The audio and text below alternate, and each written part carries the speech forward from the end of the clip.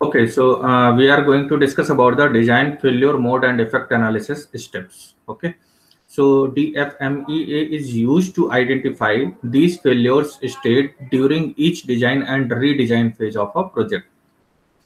This takes in, the form of a 5-step process. Like first step is define failure mode and the severity of that failure. Okay. Second is define the causes and mechanism of failure. Third is define the current design controls. Fourth is compute for RPN. And fifth is repeat until desired RPN is obtained. Okay. So we will go to the first step. What is that? Failure mode and severity. Okay, so for failure mode and severity, first you will identify the item or function that you need to consider for DFMEA. Okay, so the item or function column permits the design engineer to describe the item that is being analyzed. The item can be a complete system, subsystem, or component, and there may be many functions for any one item. Okay, like you will decide कि आप जो है system में से कह सकते हैं कि आप डिजाइनिंग पार्ट कंसीडर कर रहे हैं, पूरा सिस्टम ही डिजाइन करना चाह रहे हैं, या कुछ सब सिस्टम डिजाइन कर रहे हैं, या कुछ कंपोनेंट या कुछ एक पर्टिकुलर कह सकते हैं प्रोडक्ट का कोई कंपोनेंट है जो आप डिजाइन करना चाह रहे हैं. तो that you need to decide first. Okay, so the item function column permits the design engineer to describe the item. Item means वो आइटम आपका सिस्टम हो सकता है, सब सिस्टम हो सकता है, या एक पर्टिकुलर कंपोनेंट हो सकता है जिसके लिए आप DFMEA एनालिसिस अप्लाई करने जा रहे हैं. Okay, so there may be many functions for any one item. Okay, अब ऐसा भी हो सकता है कि आप किसी एक आइटम के कई सारे फंक्शंस हैं वो कंसीडर कर रहे हैं. जैसे फॉर एग्जांपल ये एक डायग्राम दिया गया है, design failure mode and effect analysis example for ball point pen. ठीक है, तो अब देखिए इसमें ये आपका फॉर्मेट है जो कि DFMEA के लिए हम इस्तेमाल करते हैं. तो अब इसमें देखिए प्रोडक्ट नंबर, मार्केट, ठीक है, टीम, कौन कौन से मतलब डिजाइन इंजीनियर इन्वॉल्व है उनके नाम, प्रोडक्ट नेम क्या है, ball point pen, design engineer उनका नाम, ठीक है, document number, original date, model, year, approved by, revision, revision means कितनी बार आपने DFMEA अप्लाई किया है, ठीक है, and revision date. Okay, so ये आपका एक फॉर्मेट है जो कि आप यूज करते हैं जब DFMEA एनालिसिस आप करते हैं. अब इसमें देखिए फर्स्ट है आपका आइटम और फंक्शन मींस क्या किस चीज पर आप जो है ये अप्लाई करना चाह रहे हैं DFMEA. ठीक है, तो फॉर एग्जांपल यहाँ पर दिया है कि पेन टिप, जो आप बॉल पेन बना रहे हैं, बॉल पॉइंट पेन, तो उसमें आप पेन टिप पर आप डिजाइन करना चाह रहे हैं, design failure mode and effect analysis apply करना चाह रहे हैं. तो देखिए पेन टिप पर क्या है, disperses ink onto paper smoothly. ठीक है, तो आपका जो ऑब्जेक्टिव है इस आइटम या फंक्शन में वो क्या है कि जब जो आपका पेन है वो इंक जब डिस्पर्स करता है पेपर पर तो वो स्मूथली करे, means writing should be smooth. Okay, तो अब इसके लिए आप देखिए जो डिजाइन होगा वो कुछ इस तरीके का होगा कि ये टेप है, ये बॉल है और ये बॉल होल्डर है. तो इसी को आपको ऑप्टिमैलिटी के साथ डिजाइन करना है कि जो आप देख रहे हैं ना बॉल होल्डर जहां पर ये कॉर्नर्स हैं वहां से इंक प्रॉपरली फ्लो हो और स्मूथली वो पेपर में राइट करे. ठीक है, तो first you will define the item और फंक्शंस, मींस आप पूरे सिस्टम को डिजाइन करना चाह रहे हैं DFMEA के थ्रू, या आप कुछ सब सिस्टम है जिसमें आप DFMEA अप्लाई करने जा रहे हैं, या आप कह सकते हैं कि कोई एक कंपोनेंट है जिस पर आप DFMEA अप्लाई करने जा रहे हैं. ठीक है, तो first you will define this item और function. Okay, now the second point is requirement. Okay, so requirement के लिए हम देख लेते हैं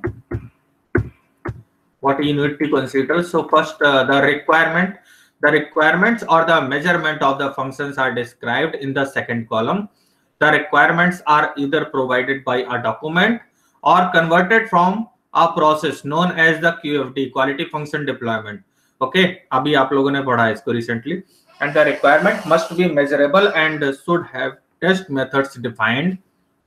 If the requirements are poorly written or non-existent, design work may be wasted. So the first opportunity for recommended action may be to investigate and clarify the requirement to prevent wasted design activity. Means first you need to identify what are the requirements basically, है ना, जो आपका customer है वो क्या चाह रहा है. तो इसके लिए एक बेहतरीन टूल है जो कि आप यूज कर सकते हैं, that is quality function deployment. आप देखते हैं ना, उसमें सबसे पहला ये कंसीडरेशन होता है कि कस्टमर की क्या क्या कह सकते हैं रिक्वायरमेंट्स हैं, उनको आप मैप करते हैं वहां पर, है ना. तो वॉइस ऑफ कस्टमर सबसे पहला कॉलम है, उसको आप डिफाइन करते हैं. उसके बाद आप ऊपर आपकी क्या स्किल सेट है उसको डिफाइन करते हैं, में क्या कोरिलेशन, उनका आपस में क्या कोरिलेशन, कंपटीटर अभी उसमें किस पोजीशन पर है वॉइस ऑफ कस्टमर को अटेन करने में, और जो पैरामीटर्स स्किल सेट में कंपटीटर किस लेवल पर है, ये सारा कुछ आप क्वालिटी फंक्शन डिप्लॉयमेंट के थ्रू मैप कर सकते हैं. ठीक है, तो you will define the requirement, means what are the requirement basically, क्या कस्टमर कंसीडर करना चाहता है. ठीक है, तो हम इसमें देख लेते हैं क्या ये इस डायग्राम में. तो देखिए, अब आपने पेनटेप में जो आप फंक्शन डिफाइन करना चाह रहे थे डीएफएमईए के थ्रू, वो क्या देखना चाह रहे थे, disperses ink onto the paper smoothly, कि जो आपका पेन है जब आप उसमें लिखें तो उससे जो इंक निकले वो स्मूथली राइट करे. ठीक है, तो अब इसके लिए देखिए रिक्वायरमेंट आप क्या देखेंगे, जो कस्टमर की रिक्वायरमेंट है वो क्या है, delivery proper ink amount on to the paper. ठीक है, तो एक रिक्वायरमेंट है कि जो इंक का अमाउंट है वो प्रॉपरली पेपर पर डिलीवर हो, और दूसरा है द बॉल रन्स स्मूथली. ये जो बॉल है, बॉल पॉइंट पेन में क्या होता है, बॉल मूव करती है आपका जब आप लिखते हैं तो.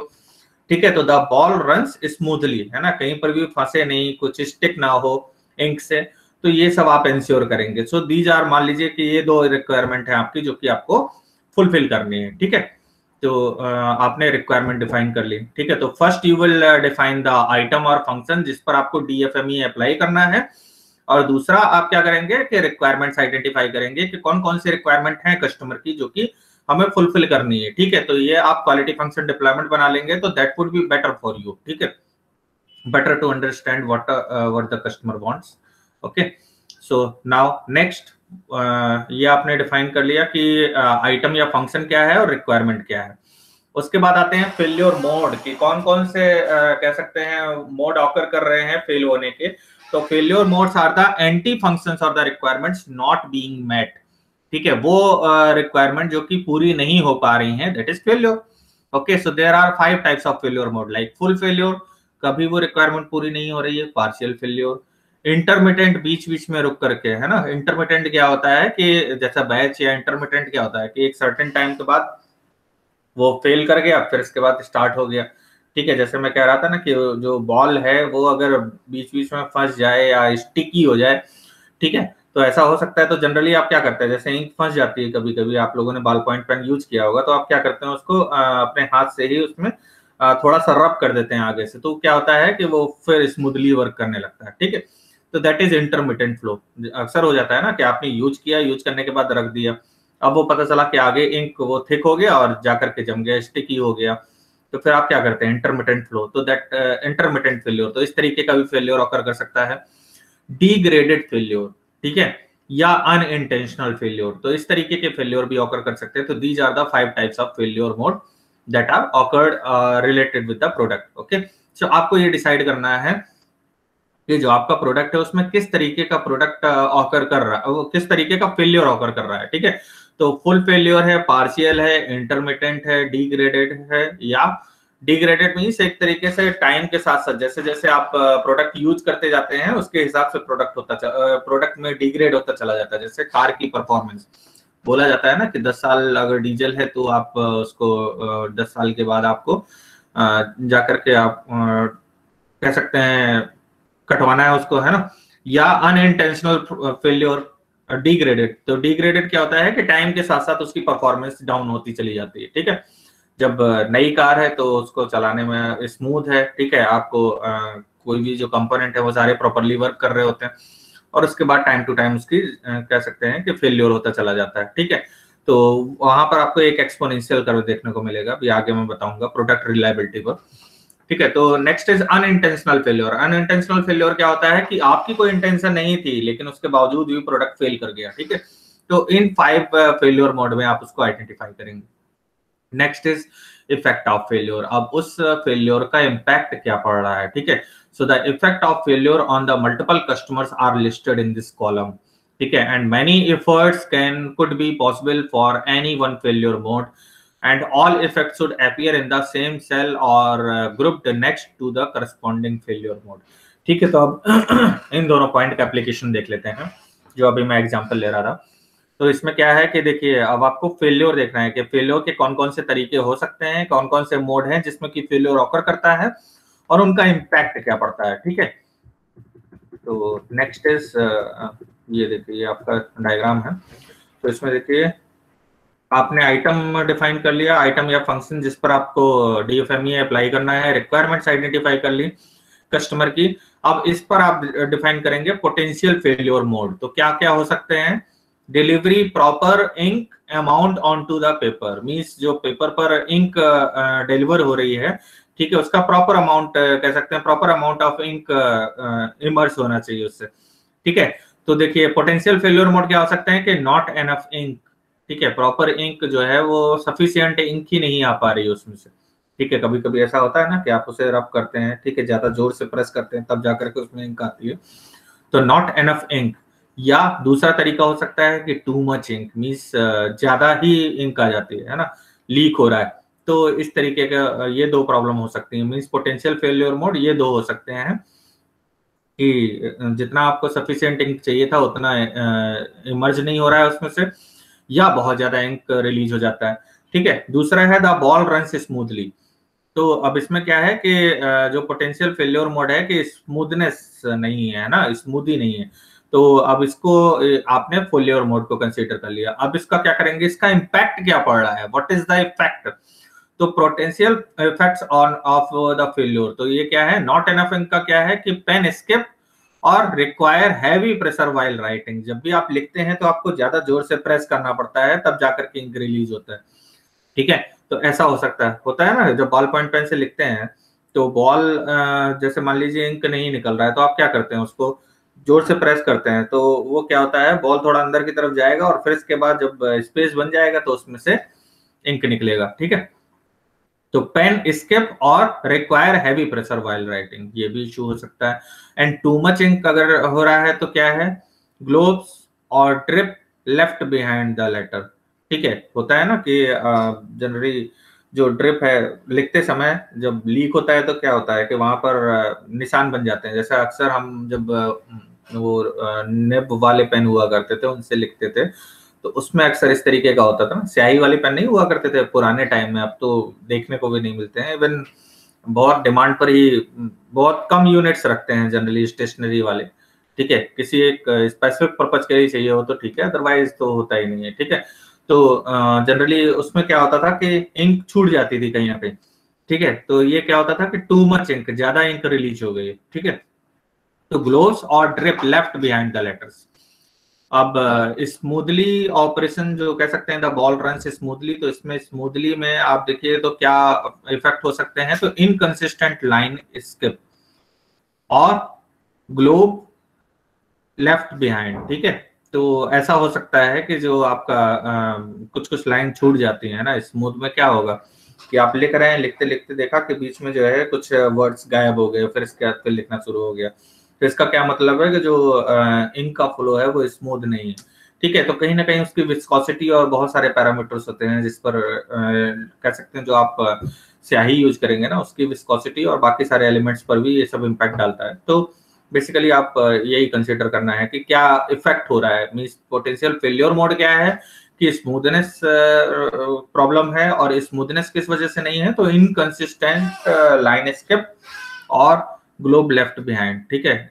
कह सकते हैं ना ज्यादा बबल या एक तरीके से ड्रॉप रह गया, ठीक है। तो ये भी हो सकता है जो कि स्मूथनेस के लिए अगर ज्यादा कह सकते हैं पतली आपने इंक यूज की तो उससे क्या होगा कि वो लीक करेगी, और अगर ज्यादा विस्कोसिटी आपने यूज की तो उससे क्या होगा कि पता चला कि बीच बीच में लाइन ही छूट जाएंगी। तो ये सब इश्यू हो सकते हैं। तो these are the potential effects of failure. So you have defined in first step what are the items or functions on which you need to apply this DFMEA. उसके बाद रिक्वायरमेंट्स आइडेंटिफाई करेंगे, potential failure mode identify करेंगे, और उसके क्या क्या impact हो सकते हैं इसको आइडेंटिफाई करेंगे, ठीक है। नेक्स्ट है आपका इसी में सीवियरिटी और उसका क्लासिफिकेशन। ओके, तो इसको देख लेते हैं। नेक्स्ट स्टेप आपका ये देखिए, severity and classification. So the severity of each effect is selected based on the impact of danger to the end user customer।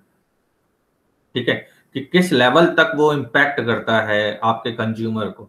ठीक है, तो the severity ranking is typically between 1 through 10 whereas, ठीक है, तो 2 to 4 जैसे आपने लिखा कि अनोयंस हो सकता है, स्पार्क हो सकता है, रैटल हो सकता है, means visual defect which do not affect the function. ठीक है, विजुअल डिफेक्ट क्या होता है, आप इरिटेट हो जाते हैं। ठीक है, दूसरा है 5 to 6 मींस डिग्रेडेशन और loss of the secondary function of item study, है ना। सेकेंडरी फंक्शन क्या होते हैं, एसोसिएटेड, है ना, लिखने के लिए बना है लेकिन बीच बीच में लिख नहीं रहा है, तो वो डिग्रेडेशन, और लगातार आप देखिए तो उसकी परफॉर्मेंस घटती चली जा रही है। ठीक है, 7 to 8 मींस फर्दर डिग्रेडेशन और लॉस ऑफ प्राइमरी फंक्शन, जिस पर्टिकुलर काम के लिए वो प्रोडक्ट बना है उसको ही परफॉर्म नहीं कर पा रहा है। ठीक है, and 9 to 10 is the regulatory और द सेफ्टी इम्प्लीकेशन। ठीक है, तो मींस हाईली सीवियर एक तरीके से कह सकते हैं। तो ये आपने सीवियरिटी कैटेगरी में डिफाइन कर दिया। Next is the highest severity is chosen from the many potential effect and placed in the severity column.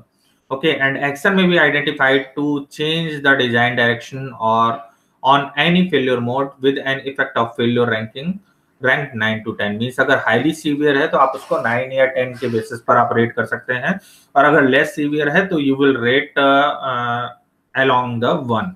Okay, and if a recommended action is identified, it is placed in the recommended action column of the DFMEA। ठीक है, अगर कोई recommended action आप लेना चाहते हैं तो वो रिकमेंडेड एक्शन के कॉलम में आपको जाकर के लिखना है, वो लास्ट में होता है। ठीक है, अब क्लासिफिकेशन देख लेते हैं कि सीवियरिटी का क्लासिफिकेशन मींस आपको उसको किस लेवल पर एड्रेस करना है।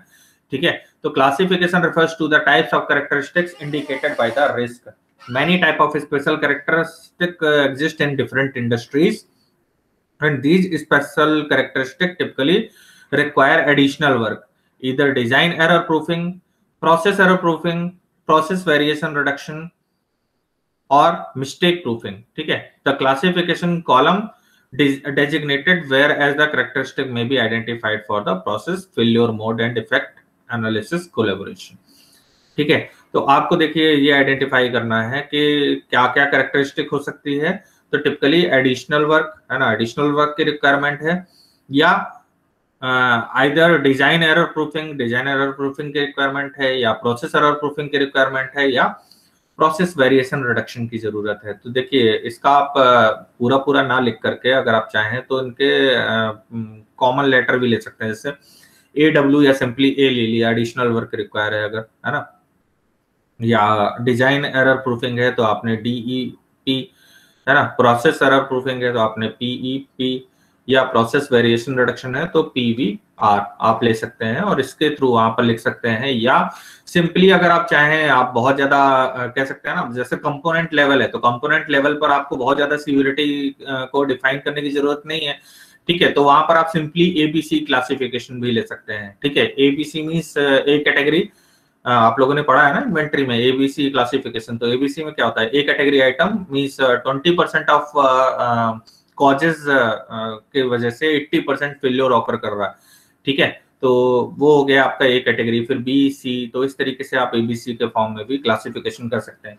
तो you will identify the severity part means जो आपने अभी कह सकते हैं फेल्योर और उनके इफेक्ट निकाले हैं, तो वो कितना इम्पैक्ट कर रहे हैं, तो उसकी क्या सीवियरिटी है, तो सीवियरिटी के बेसिस पर उनको रेट कर सकते हैं। और सीवियरिटी का क्या क्लासिफिकेशन है, सबसे पहले हमें किस सीवियरिटी को एड्रेस करना है, तो उसके लिए आप उसकी सीवियरिटी के बेसिस पर आप वहां पर मेंशन कर सकते हैं कि सबसे पहले हमें कौन से इश्यू को एड्रेस करना है। तो देखिए यहाँ पर इस डायग्राम में अब देखिए आइटम और function requirement, potential failure mode and potential effect of failure, ये आपने आइडेंटिफाई कर लिया। अब सीवियरिटी देखा, तो सीवियरिटी जब आपने रैंक करना शुरू किया तो ये जो फर्स्ट आपका पोटेंशियल फेल्योर था, नॉट एनफ इंक, है ना, तो नॉट एनफ इंक की सीवियरिटी क्या है, जब आपने टेस्ट किया तो देखा कि इसकी सीवियरिटी 7 है। ठीक है, टू मच इंक की भी 7 है, और स्मूथनेस की आप देखिए तो 8 है। ठीक है, लेकिन क्लासिफिकेशन आपने देखिए अब ये जैसे अब फर्दर और भी होगा। ठीक है, ऐसा नहीं है कि आपने सिर्फ इन्हीं दोनों पॉइंट या पैरामीटर को कंसिडर किया, वॉइस ऑफ कस्टमर में आप देखते हैं ना, there are an number of parameters, ठीक है, लेकिन ये है कि वो बहुत ज्यादा सीवियर नहीं है। तो फॉर एग्जांपल इन्होंने जैसे इसकी सीवियरिटी के बेसिस पर इन्होंने इसको क्लासिफाई किया कि ये सबसे ज्यादा जरूरी पार्ट है, means delivery proper ink amount on to the paper, ठीक है, कि सबसे पहले अगर प्रॉपर कह सकते हैं प्रॉपर अमाउंट ऑफ इंक अगर रिलीज करेगा बॉल, ठीक है, तो उसकी वजह से इस ये कहीं ना कहीं ये जो स्मूथनेस फैक्टर है ये अपने आप ही कंसीडर हो जाएगा, तो इन्होंने इसको ए क्लासिफिकेशन कर दिया, ठीक है, कि मैं सबसे पहले हमें इस प्रॉब्लम को एड्रेस करना है, उसके बाद फिर हम बाकी की देखेंगे। तो और भी फर्दर क्लासिफिकेशंस होंगे जिनको कंसीडर किया जाएगा, लेकिन सबसे पहले हम ए कैटेगरी की जो प्रॉब्लम्स है उनको कंसीडर करेंगे, ठीक है। अब ये सब किसके बेसिस पर होता है? टेस्ट, मल्टीपल टेस्ट हैं जो भी आप परफॉर्म करते हैं, जब बनाते हैं, डिजाइन करते हैं, तो उसके बाद उसको टेस्ट करते हैं, प्रोटोटाइप बनाते हैं, प्रोटोटाइप को टेस्ट करते हैं, जब प्रोटोटाइप फाइनल हो जाता है तो उसके बाद फिर हम फाइनल डिजाइन अप्रूव करते हैं, ठीक है। तो दीज आर द स्टेप्स जो कि आप लोगों ने पढ़े होंगे, उसमें मैंने पढ़ाया था आपको ऑपरेशंस मैनेजमेंट में, जो प्रोडक्ट डिजाइन पर बात कर रहे थे, ठीक है। तो ये हो गया आपका फर्स्ट स्टेप। यहाँ तक कोई डाउट है या कोई क्वेरी है? ये जो कह सकते हैं 6 कॉलम्स हैं, ये पूरी तरह से समझ में आ गए आपको? सबसे पहले आइटम या फंक्शन डिफाइन करते हैं, दूसरे सेकंड नंबर पर हम कस्टमर की रिक्वायरमेंट को आइडेंटिफाई करते हैं कि कस्टमर क्या चाहता है, उससे रिलेटेड कौन कौन से फेल्योर मोड हो सकते हैं, ठीक है, ऑकरेंस कह सकते हैं, क्या क्या प्रोबेबल फेल्योर मोड हो सकते हैं और उनका क्या इम्पैक्ट हो सकता है, उसकी सीवियरिटी क्या है और उसके क्या क्लासिफिकेशन है, ठीक है। तो यहाँ तक कोई डाउट है? No sir. Okay,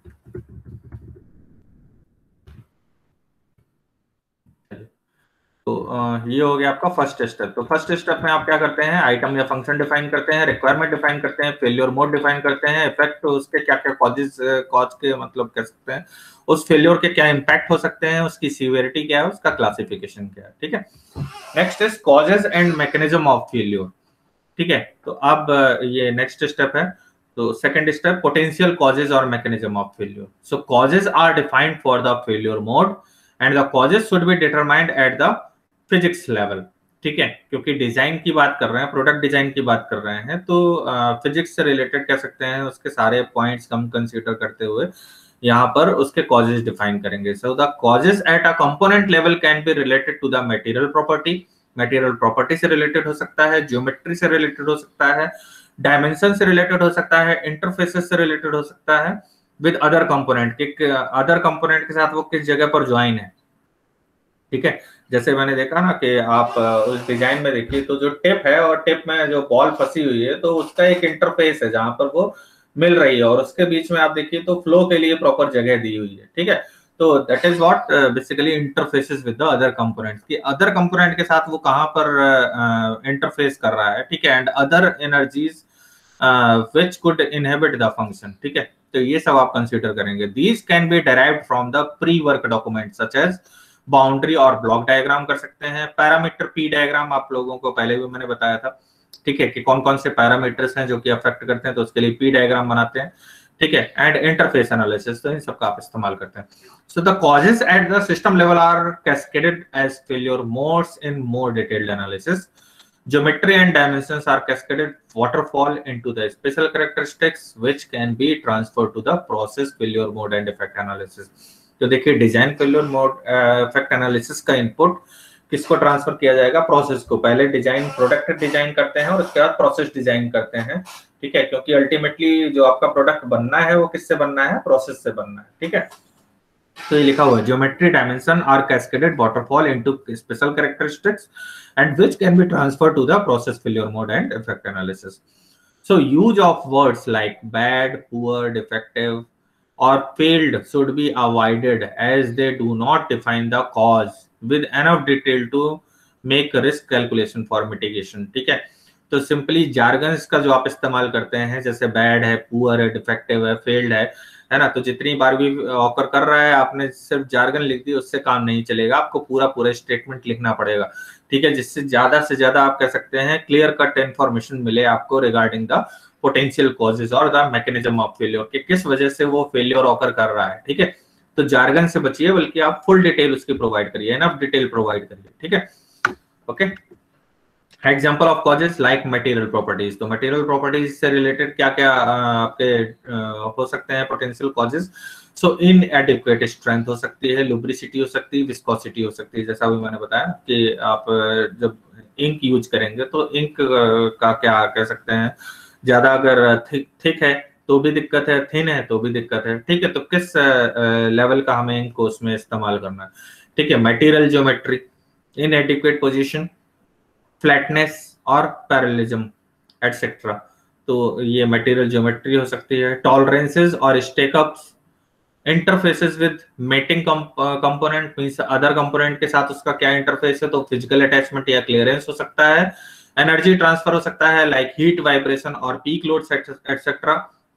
material flow और एक्सचेंज हो सकता है, जैसे गैस या लिक्विड के फॉर्म में होता है ना कि मटेरियल फ्लो या एक्सचेंज। फ्लो मींस जो प्रॉपर्ली उसमें मटेरियल फ्लो हो रहा है, जैसे लिक्विड है, इंक है ना, या कुछ गैस। अब जैसे अब हम आजकल क्या है कि पहले जो हम यूज करते थे पेट्रोल या डीजल यूज करते थे, दैट इज लिक्विड।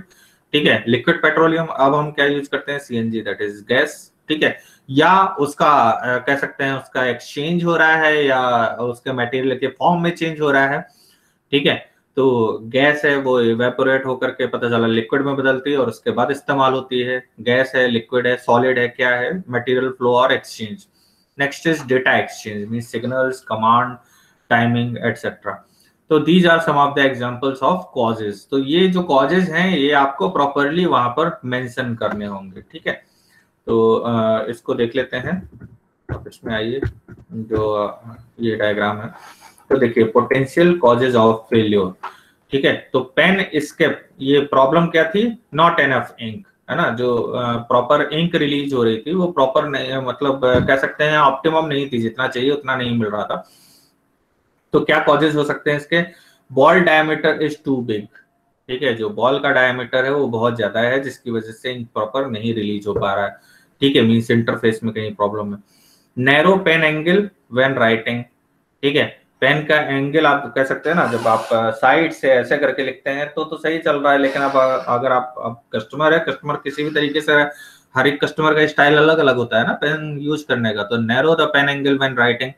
ठीक है, तो इसमें अगर देखें तो वो प्रॉपर इंक हो रही है, अदरवाइज नहीं हो रही है, या not enough pressure on the pen.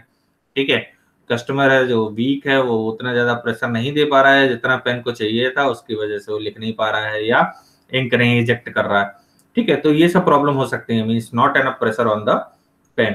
तो पोटेंशियल कॉजेस क्या हो सकते हैं। ठीक है, इसी तरीके से आगे देखें, टू मच इंक, जरूरत से ज्यादा इंक अगर रिलीज कर रहा है तो उसका क्या रीजन हो सकता है, ball diameter is too small, pressure of user on the pen is too much. कुछ लोग होते हैं ना दबा करके काफी गड़ा गड़ा करके लिखते हैं।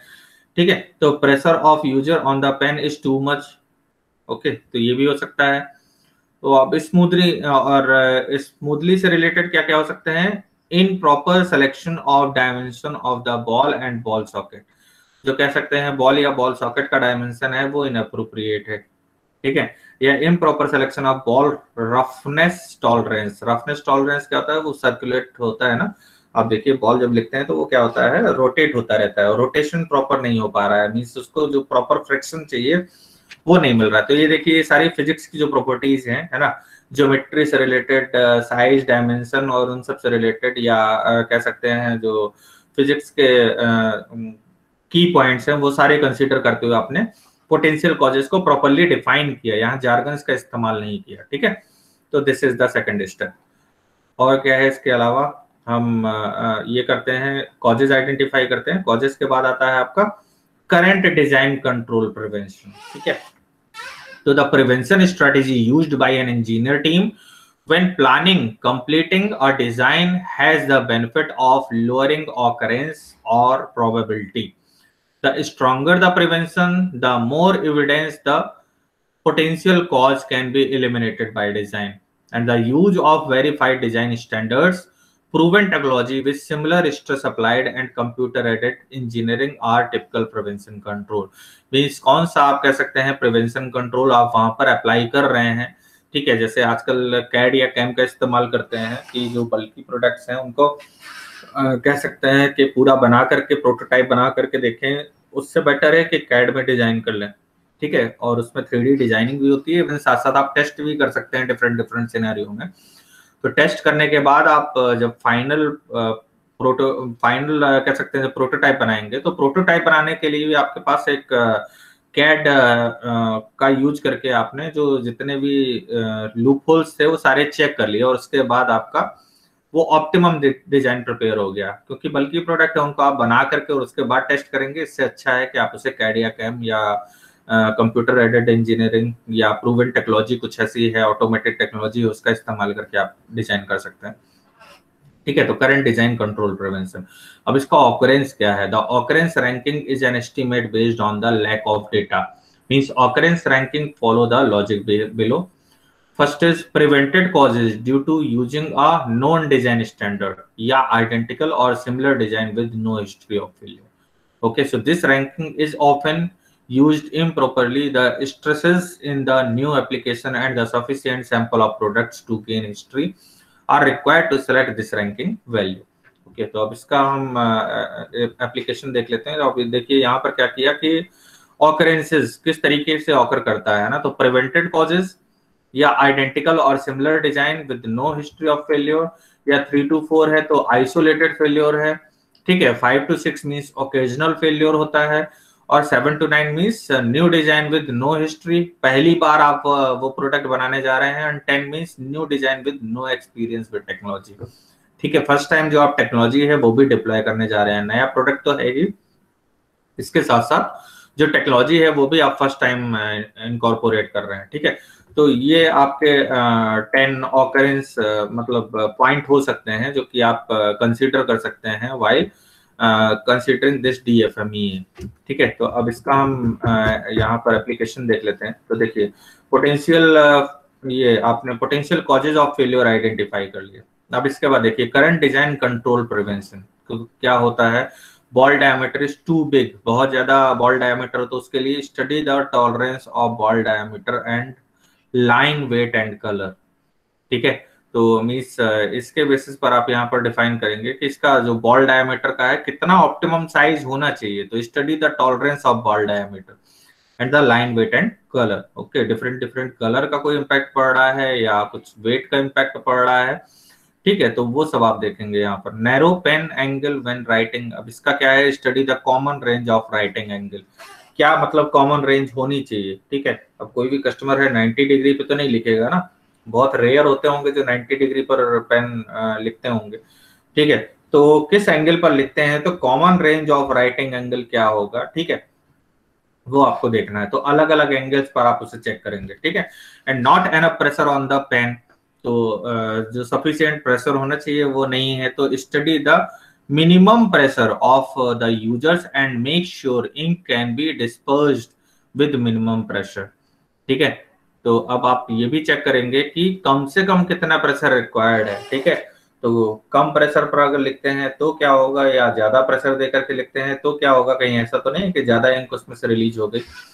ठीक है, तो वो भी आप अलग अलग तरीके से चेक करके देखेंगे। ठीक है, तो that is the current design control prevention. कौन कौन सी मैकेनिज्म है जिसके थ्रू इस इम्पैक्ट को कम किया जा सकता है। तो जनरली कौन कौन से वो टेस्टिंग सिनेरियो हैं वो सब आप डिफाइन करेंगे। Next is ball diameter is too small, जरूरत से ज्यादा स्मॉल बॉल डायमीटर। तो study the tolerance of ball, जो अभी ऊपर किया था आपने, study the tolerance of ball diameter and its effect to the line width and the colour. ठीक है, तो ये आप जैसा आपने बॉल डायमीटर टू बिग के लिए किया था वही सेम आप बॉल डायमीटर टू स्मॉल के लिए करेंगे कि कौन सा ऑप्टिमम साइज ऑफ बॉल हम इस्तेमाल करें बॉल पॉइंट पेन में।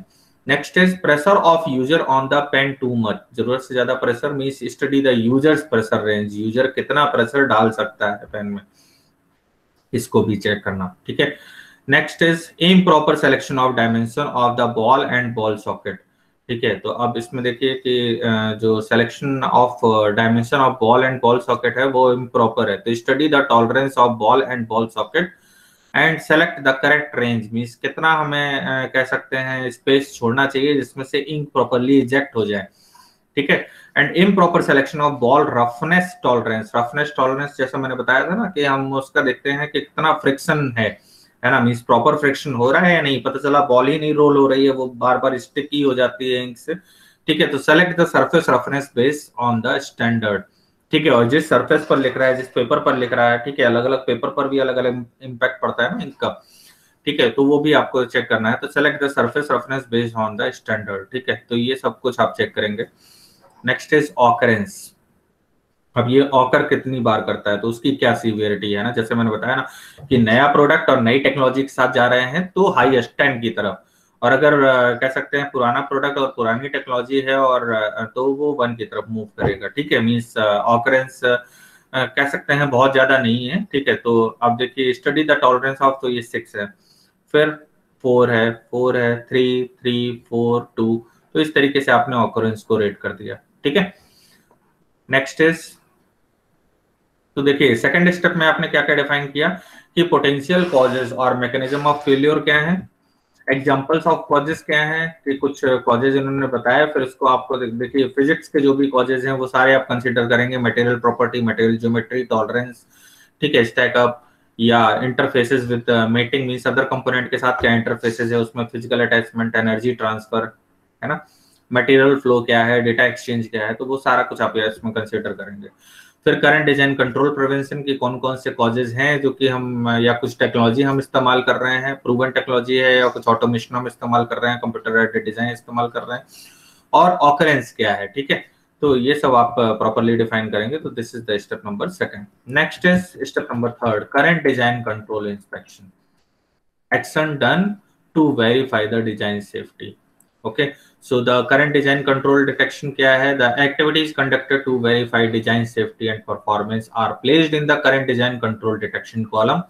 The test and evaluation intended to prove the design is capable of aligned to causes and failure mode identified with the highest risk, and the specific test must be identified when the risks are in highest severity range, means 9 to 10, or the high criticality and non-safety combination. Example design control detection are like design review है या verification of test method है या bogie test to one life, है ना, या test to failure या degradation testing। तो किस टाइप की आप टेस्टिंग उसमें परफॉर्म कर रहे हैं, तो करंट डिजाइन कंट्रोल डिटेक्शन, ठीक है। तो अब इसमें इसकी डिटेक्शन रेटिंग पर बाद में आते हैं, पहले हम ये चेक कर लेते हैं कि इसके क्या क्या पैरामीटर है, ठीक है। तो अब करंट डिजाइन कंट्रोल डिटेक्शन यहां तक हो गया था, यहां तक कोई डाउट है आप लोगों को, ऑकरेंस तक? Am I Audible?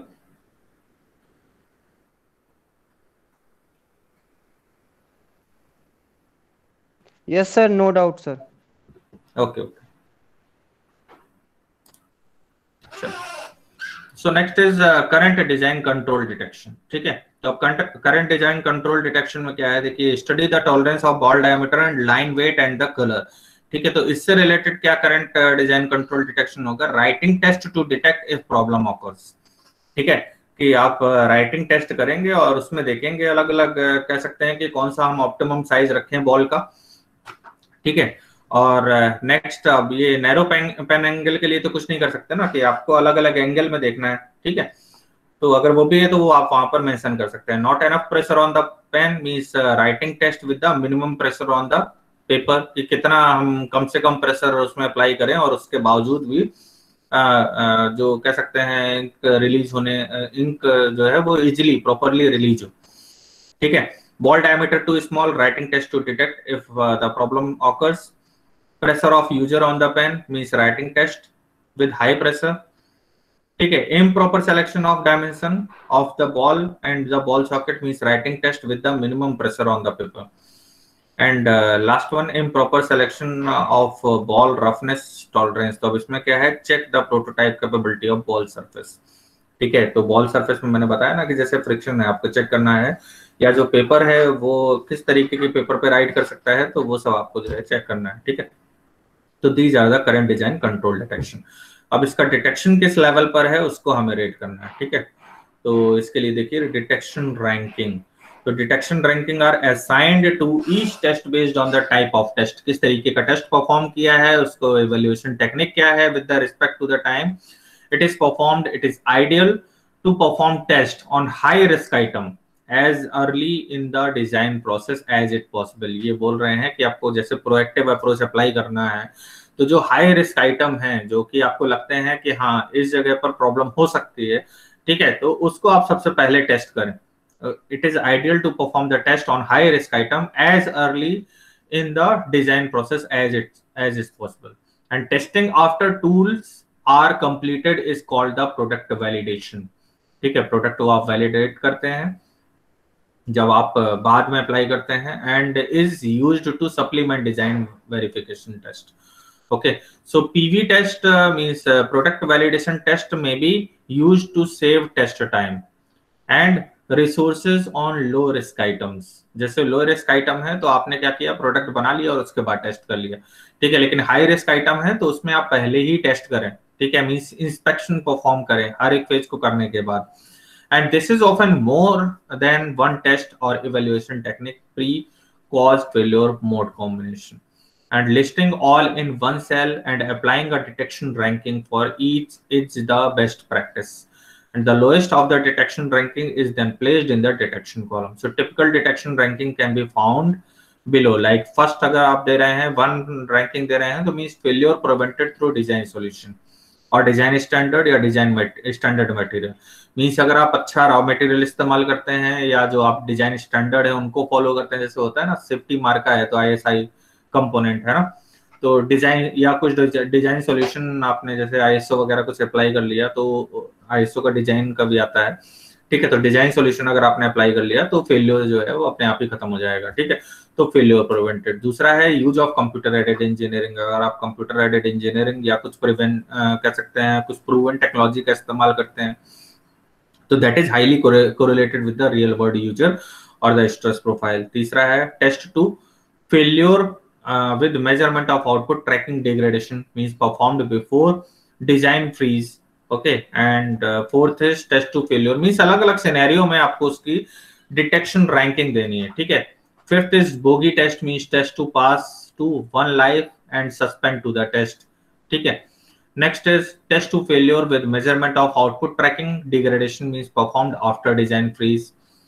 Test to failure that is means ये हो सकता है जो लेस रिस्की आइटम है, ठीक है, जिसमें आपको बहुत ज्यादा कह सकते हैं बहुत ज्यादा इन्वेस्टमेंट इन्वॉल्व नहीं है, बहुत ज्यादा एफर्ट्स इन्वॉल्व नहीं है. तो ऐसे प्रोडक्ट के लिए आप क्या करेंगे, ये PD अप्लाई करेंगे प्रोडक्ट वैलिडेशन की. मीन्स प्रोडक्ट को बन जाने दीजिए उसके बाद फिर हम उसका यूज करते हैं. तो मीन्स हम देख रहे हैं कि जो डिटेक्शन रैंकिंग है तो उसमें 1 की तरफ रैंकिंग जो हाई रिस्की आइटम है उनके लिए है और 10 की तरफ रैंकिंग जो लो रिस्क आइटम है उनके लिए. तो bogey test test to pass 1 life and suspend the test. PV means this product validation, okay, and DV means design verification. Okay, so design verification means first you review the design and after that उसको apply करें, है ना. जैसे होता है ना prototype में, car बनाना है तो कार को पूरा बना करके देखा, फिर गड़बड़ निकली, फिर पूरा खोला तो उसमें काफी सारे एफर्ट जाएंगे, ठीक है. या ट्रांसफार्मर है 6 महीने में बनता है, 4 महीने 6 महीने 8 महीने में बनता है. अब उसमें पता चला, या कोई बोगी बनाते हैं, ट्रेन कोच, रेल कोच या इंजन बनाते हैं, तो वो सब क्या है बल्कि आइटम्स हैं. तो उनमें क्या है कि हर एक फेज में आप जब इंस्पेक्शन करेंगे तो डिजाइन में भी हर एक फेज में आप उसको पहले वैलिडेट कर लें. तो इसलिए आप देखिए तो इधर पर जो टेक्नोलॉजी है उसका इस्तेमाल ज्यादा है, ठीक है. Use of computer aided engineering या कोई प्रूवन टेक्नोलॉजी उसका इस्तेमाल कर रहे हैं, कोई डिजाइन सॉल्यूशन या डिजाइन स्टैंडर्ड या स्टैंडर्ड मटेरियल है उसका इस्तेमाल कर रहे हैं, ठीक है. और इधर की साइड में क्या है कि ये आपका प्रोडक्ट वैलिडेशन की बन गया, उसके बाद आपने चेक कर लिया, ओके. तो यूज ऑफ CAE क्या है आपका, कंप्यूटर एडेड इंजीनियरिंग, आपने इसका इस्तेमाल किया. not yet correlated to the real world stress profile and can't evaluate. अगर 10 है means can't evaluate, no test available और current test do not excite the causes failure mode. ये किस केस में हो सकता है, सर्विसेज के केस में, ठीक है. कि सर्विसेज जब तक आप लॉन्च नहीं कर देते तब तक आपको पता नहीं चलता है कि कंज्यूमर पर उसका क्या इम्पैक्ट आएगा.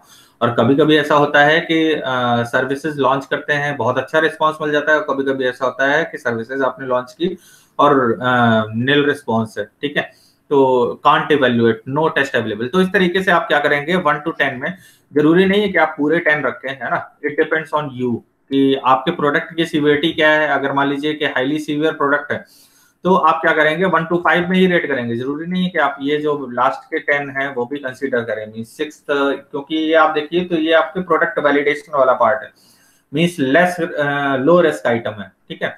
तो आप फर्स्ट 5 एंड नेक्स्ट 5 भी कर सकते हैं, या इन्हीं को आप 1 2 3 4 5 कर सकते हैं अपने प्रोडक्ट के बेसिस पर। अगर दोनों परफॉर्म होते हैं तो बात अलग है, क्योंकि देखिए प्रोडक्ट भी कई सारे कंपोनेंट से मिलकर के बना होता है। जब सिस्टम को कंसीडर करेंगे तो ये सारे पॉइंट्स आपको कंसीडर करने पड़ेंगे, लेकिन जब आप सिर्फ एक कंपोनेंट की बात कर रहे हैं, कंपोनेंट में ही डीएफएमई अप्लाई करने की बात कर रहे हैं, तो वहां पर सारे पॉइंट ना लेकर के आप कुछ पॉइंट से भी काम चला सकते हैं। That depends totally on you. So actions may be necessary to improve the testing capabilities. The test improvement will address the weaknesses in the test strategy and the actions are placed in the recommended action column. Okay, so अब इसका हम application देख लेते हैं। तो देखिए यहाँ पर क्या किया, डिटेक्शन रैंक है, ठीक है, कि जो फर्स्ट है हमने उसको दिया 3rd, फिर सेकंड को हमने दिया 10, मींस ये आपका हाईली सीवियर है, जो कि आइडेंटिफाई ही नहीं हो रहा है, अनआइडेंटिफाइड है ना, दिया था ना narrow pen angle when writing, तो ये क्या है, ये हाईली सीवियर है जैसे मान लीजिए, ठीक है। डिटेक्शन इसका रेट आपने किया 10, फिर 2 3 3 2 3, इस तरीके से करके अब आप क्या करेंगे, आरपीएन निकालेंगे नेक्स्ट, ठीक है। तो आरपीएन क्या होता है आपका, रिस्क प्रायोरिटी नंबर, ठीक है। तो यहां तक हो गया ये 3rd स्टेप। कोई डाउट है किसी को? इज देयर एनी डाउट और query? No sir. Okay, so next step 4th is risk priority number, RPN identify करेंगे। so the conglomerate of severity occurrence detection means severity multiplied by occurrence multiplied by detection, ठीक है, तीनों को multiply कर देंगे। so the risk priority number is the product of the 3 previously selected rankings, severity multiplied by occurrence multiplied by detection. so RPN threshold must not be used to determine the need for action, and RPN threshold are not permitted mainly due to the 2 factor. Okay, so the poor behavior of design engineer trying to get below the specified threshold. This behavior does not improve or address the risk. There is no RPN value above which an action should be taken or below which a team is excused of one. ऐसा कोई भी मतलब RPN value नहीं है जिसका ऐसा हो सकता है कि इसके ऊपर with an action should be taken, और ऐसा कुछ भी नहीं है जिससे मतलब जिसको छोड़ दिया जाए, है ना। तो फाइनली आप क्या करते हैं, आरपीएन कैलकुलेट करते हैं। जिसका सबसे ज्यादा आरपीएन होता है उसको सबसे पहले एड्रेस करते हैं उस इश्यू को। So relative risk is not always represented by RPN. अच्छा, अब इसमें क्या है, रिलेटिव रिस्क नहीं कंसीडर होते, मींस एक रिस्क का दूसरे पर क्या इम्पैक्ट पड़ रहा है वो आरपीएन पे नहीं आएगा, ठीक है। तो ये इसकी कुछ लिमिटेशन है। तो देखिए आरपीएन ज्यादा है उसको हम सबसे प्रायोरिटी में सेलेक्ट करते हैं और उस इशू को सबसे पहले एड्रेस करते हैं, ठीक है। और इसमें जो रिलेटिव रिस्क है, मींस एक रिस्क का दूसरे पर क्या इम्पैक्ट पड़ रहा है ये नहीं पता चलेगा, तो उसको एड्रेस कर लिया। उसके बाद देखा कि बाकी के रिस्क जो है वो किस लेवल तक कम हो गए हैं, तो उसके लिए आपको दोबारा से डीएफएमई अप्लाई करना पड़ेगा, ठीक है। तो रिकमेंडेड एक्शन, अब इसको हम देख लेते हैं। तो सबसे पहले हमने क्या किया, आरपीएन आइडेंटिफाई किया कि किस पर्टिकुलर स्टेप का क्या आरपीएन है, ठीक है। तो अब देखिए फर्स्ट में क्या है, सीवियरिटी क्या है 7, ऑकरेंस क्या है 6 और डिटेक्शन क्या है 3। तो 7 multiplied by 6 multiplied by 3 that is 126, ठीक है। सेकंड में आप देखिए सीवियरिटी क्या है 7, ऑकरेंस क्या है 4, डिटेक्शन क्या है 10। तो इसको आपने तीनों को मल्टीप्लाई किया तो आया आपका 280, ठीक है। फिर आपका आया 7 multiplied by 4 multiplied by 2 that is 56। इसी तरीके से नेक्स्ट में 7 multiplied by 3 multiplied by 3 63, 7 multiplied by 3 multiplied by 3 63, 8 multiplied by 4 multiplied by 2 that is 64 and 8 multiplied by 2 multiplied by 3 that is 48। तो इस तरीके से आपने आरपीएन निकाल लिए, ठीक है। अब सबसे ज्यादा आरपीएन किसका आ रहा है, आपका ये आ रहा है 280। तो 280 बहुत ज्यादा है, तो इसको सबसे पहले आपको एड्रेस करना है, तो रिकमेंडेड एक्शन, ठीक है। तो रिकमेंडेड एक्शन पढ़ लेते हैं क्या है, ये देखिए।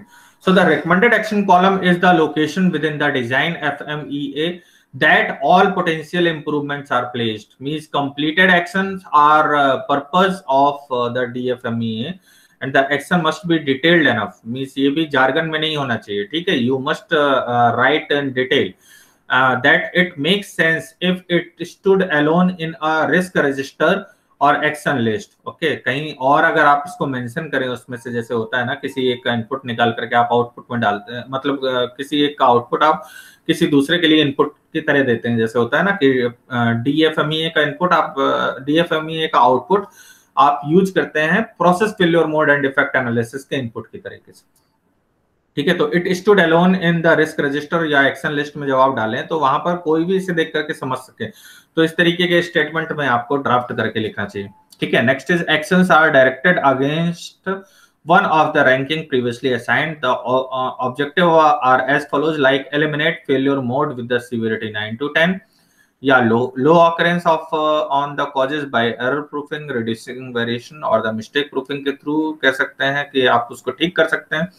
ठीक है, and lower detection on the specific test improvement, तो इस तरीके से आप क्या कर सकते हैं, रिकमेंडेड एक्शन मेंशन कर सकते हैं। Responsibility and target completion date, और इसके आगे आप लिखेंगे कि किस पर्टिकुलर पर्सन की रिस्पॉन्सिबिलिटी है इस कह सकते हैं इस रिस्क को मिटिगेट करने की, या इस ये जो रिकमेंडेड एक्शन है इसको अप्लाई करने की। ठीक है, और उसकी टारगेट कंप्लीशन डेट क्या है, enter the name and date of the action should be completed by a milestone name can substitute for a date if a timeline shows the linkage between date and selected milestone। ठीक है, तो इस तरीके से आप क्या करेंगे, recommended action और responsibility and target completion date लिखेंगे। तो ये देखिए यहाँ पर लिखा हुआ है, क्या है recommended action, writing test with varying pen angles of the pen, है ना, अलग अलग पेन एंगल पर आपको जो है उसको चेक करना है, लिखना है। ठीक है, और इसके लिए किसको रिस्पॉन्सिबल बनाया गया है, कैटी, और इसको डेट दी गई है नवंबर 24। तो अब देखिए रिवीजन कब किया गया, मई 14 2019 में किया गया, और इसको टाइम दे दिया गया टारगेट कंप्लीशन डेट के you need to complete it by November 24। ये भी वैसे तो बहुत ज्यादा है, ठीक है, लेकिन चलिए अब जो भी डेट दी है। ठीक है, तो responsibility and target completion date यहाँ पर आपने मेंशन कर दी।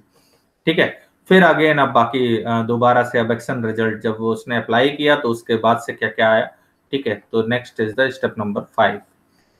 तो यहां तक हो गया, यहां तक कोई डाउट है आप लोगों को, किसी को भी? Am I audible? Okay, ठीक है। Next is repeat until RPN is below desired threshold or it is determined that this is impossible, record the result, means actions taken। आप देखिए एक्शन टेकन वाला उसमें कॉलम जो था वो खाली था, ठीक है, क्योंकि उसे अलग अलग एंगल में चेक करना था। ठीक है, उसने कर लिया। ओके, तो action taken and the completion date, list the actions taken or reference the test report which indicates the result, and the design FMEA should result in actions which bring a higher risk item to an acceptable level of risk. It is important to note that the acceptable risk is desirable and mitigation of high risk to lower risk is the primary goal। Okay, तो अब देखिए आप क्या करेंगे, या तो action taken या completion date जो भी है वो आप लिखेंगे। ठीक है, जैसे होता है ना कि जो रिकमेंडेड, जिस पर्सन को आपने असाइनेबल बनाया कि आपको जो है ये काम करना है, तो उसने अगर एक्शन कुछ लिया है और उसका क्या कंप्लीशन डेट है वो वहां पर मेंशन करेगा। ठीक है, and re rank the RPN, और उसके बाद आप क्या करेंगे, जो आपके आरपीएन है, आरपीएन के 3 पैरामीटर्स थे ना, आपका सीवियरिटी, ऑकरेंस एंड डिटेक्शन, तो इन तीनों को आप फिर से डिफाइन करेंगे, री रैंक करेंगे। सो द न्यू री ranked RPN should be compared with the original RPN. A reduction in this value is desirable, and residual risk may still be too high after action have been taken. If this is the case, a new action line would be developed, and this is repeated until an acceptable residual risk has been obtained. तो दोबारा से RPN को आप क्या करेंगे, री rank करेंगे, और उसके बाद देखेंगे कि ये अब अप्लाई हो रहा है या नहीं, अदरवाइज आप फिर से वो पूरी प्रोसेस परफॉर्म करेंगे, मींस फीडबैक देंगे। ठीक है, तो अब आप यहाँ पर देखिए कि जैसे आपने जब ये आपने कैटी को रिस्पॉन्सिबल बनाया और उसने नवंबर 24 तक का टाइम दिया कि आपको ये टेस्ट परफॉर्म करके देखना है, तो उसने इसको अप्लाई करने के बाद देखा कि सीवियरिटी 7 था, उसका ऑकरेंस कम हो गया, 3 हो गया, और डिटेक्शन 2 हो गया, और तीनों का आप जब मल्टीप्लाई करेंगे तो जो नया आरपीएन है वो 42 है।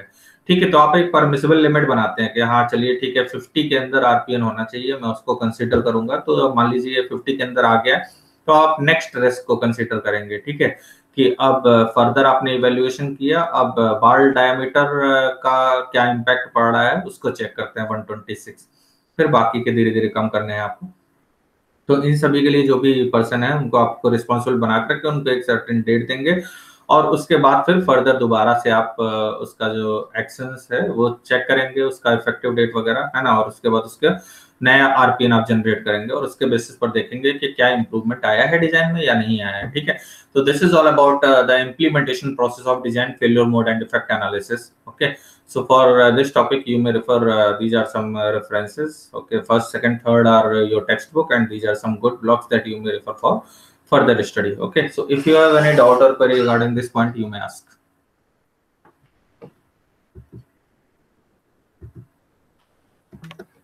Any doubt or query? No, sir.